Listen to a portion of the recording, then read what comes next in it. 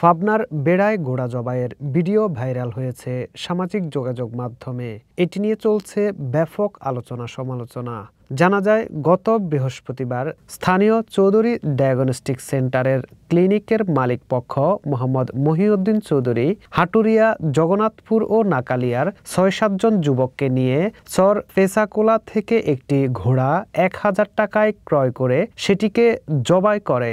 জবাই পরবর্তী স্থানীয় যুবকরা আনন্দ উল্লাসের সাথে ঘোড়াটিকে জবাই করে এবং তার ভিডিও ধারণ করে তা সামাজিক যোগাযোগ মাধ্যমে পোস্ট করে। ঘোড়ার গোশত খাওয়া যাবে ধর্মীয় এমন অপব্যাখ্যা দিয়ে ঘোড়ার গোশত খাওয়া হয়েছে বলে অভিযোগ করেছেন এলাকার মুসল্লিরা। এই ঘটনাকে কেন্দ্র করে এলাকার মুসল্লিরা সোমবার বিকেলে বিক্ষোভ মিছিল ও তীব্র নিন্দা জানায়। ইসলামের খেতে এরা কতজন মিলে ঘোড়া খাইছে, ঘোড়া খাওয়া চলবে না, খাওয়া চলবে না। হাটুরিয়া, জগন্নাথপুর, নাকালিয়ায় ঘোড়ার গোশত খাওয়া লোকজন বর্তমানে স্থানীয়দের ভয়ে দোকান ও ব্যবসা প্রতিষ্ঠান বন্ধ রেখে এলাকা থেকে পালিয়ে গেছে।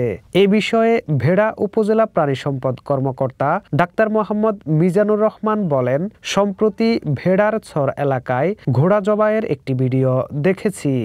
আমি বলবো না, ধর্মীয় বিষয়টা নিয়ে আমি বলতে চাচ্ছি না যে ঘোড়ার মাংস আসলে খাওয়া যাবে কি যাবে না। তবে আমাদের দেশে ঘোড়া পরিবহনের কাজে ব্যবহৃত হয়, বিশেষ করে চর অঞ্চলে একমাত্র বাহন ঘোড়া। তো এখানে যদি আমরা এই আমাদের ঘোড়ার সংখ্যা কিন্তু আমাদের দেশে খুব বেশি না।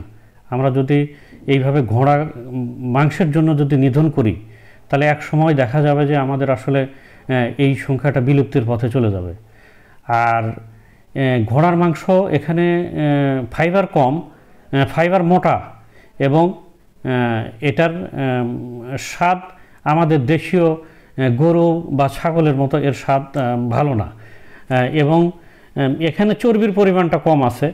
তো আমরা আসলে নিরুৎসাহিত করব যে এই ধরনের ঘোড়াকে আমরা এই মাংসের জন্য খাওয়ার জন্য আমরা এটা মানুষকে নিষেধ করব এবং এটা নিরুৎসাহিত করব। বেড়া শাহপাড়া মুসআব ইবনে উমাইর রাদিয়াল্লাহু তাআলা আনহা মসজিদের ইমাম মোহাম্মদ শাহরিয়া বিন জাকারিয়া বলেন, জাবির ইবনে আব্দুল্লাহ রাদিয়াল্লাহু তাআলা বর্ণিত, তিনি বলেন, খাইবারের দিনে নবী মুহাম্মদ সাল্লাল্লাহু আলাইহি সাল্লাম গাধার মাংস খেতে নিষেধ করলেন আর ঘোড়ার মাংসের ব্যাপারে তিনি অনুমতি প্রদান করেছেন। হাদিস নাম্বার 4219 নম্বর আধুনিক প্রকাশনী, 5114 নম্বর ইসলামিক হাদিস ফাউন্ডেশন এবং 5010 নম্বর হাদিস। তো আমরা এই হাদিসগুলো বিশ্লেষণ করব, কোনো মতনৈক্য না করে, কোনো বিরোধিতা না করে বা উত্তেজিত না হয়ে আমাদের সকলের উচিত, যারা আমরা জানি কোরআন এবং হাদিস পড়তে, আমরা হাদিসগুলো সার্চ দিব, নেটে সার্চ দিয়ে সুন্দর করে দেখার চেষ্টা করব। আমরা পরিবেশ সমাজ যাতে উত্তেজিত না করি, আমরা এটা জানার চেষ্টা করব।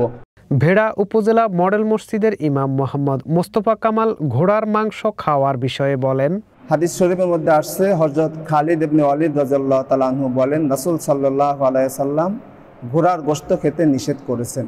সুনানে নাসাই এবং সুনানে আবু দাউদ শরীফ এই হাদিসটা আসছে এবং ঘোড়ার গোশত খাওয়ার বিষয়ে হাদিস আসছে। সে হাদিসটা হলো হযরত জাবের রাদিয়াল্লাহু তাআলা আনহু বলেন, খাইবারের যুদ্ধে রাসূল সাল্লাল্লাহু আলাইহি সাল্লাম গাধার গোশত খেতে নিষেধ করেছেন, ঘোড়ার গোশত খাওয়ার অনুমতি দিয়েছেন। বুখারী শরীফ 5520 নম্বর হাদিস। অন্য এক হাদিসে আসছে, হযরত আসমা রাদিয়াল্লাহু তাআলা আনহা বলেন, আমরা রাসূল সাল্লাল্লাহু আলাইহি সাল্লামের যুগে ঘোড়া জবে করেছি ও গোশত খেয়েছি। বুখারী শরীফ। সম্মানিত হাজিরিন, সম্মানিত উপস্থিতি, এক্ষেত্রে যেহেতু পক্ষে বিপক্ষে, খাওয়া এবং না খাওয়ার পক্ষে বিপক্ষে দুনো হাদিসে পাওয়া যাচ্ছে, তাই আমরা মুস্তাহিদ ইমামগণ, আমরা যেহেতু মাযহাব অনুসরণ করি, মাযহাবের ইমামদের মতামত আমাদেরকে গ্রহণ করতে হবে। ঘোড়ার গোশত খাওয়ার বিষয়ে ইমাম আবু হানিফা রাহমাতুল্লাহ আলাইহি বলেছেন, ঘোড়ার গোশত খাওয়া মাকরুহ।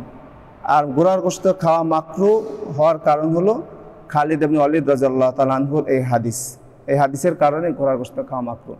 এবং ইমাম আবু হানিফা রাহমাতুল্লাহ আলাইহি বলেছেন, ঘোড়া এটা একটি যুদ্ধের যানবাহন এবং যুদ্ধের জন্য আমরা খেদমত নিয়ে থাকি, বড় একটা উপকরণ মুসলমানদের জন্য। সেক্ষেত্রে আমরা যদি ব্যাপক হারে ঘোড়ার গোশত খাই, তাহলে যুদ্ধের ক্ষেত্রে এর খেদমত নেওয়া ব্যাঘাত ঘটবে। তাই এমন অবস্থায় ঘোড়ার গোশত খাওয়া জায়েজ নেই, নাজায়েজ, এবং সাধারণ ক্ষেত্রে ঘোড়ার গোশত খাওয়া মাকরুহ তানজিহি। এই ব্যাপারে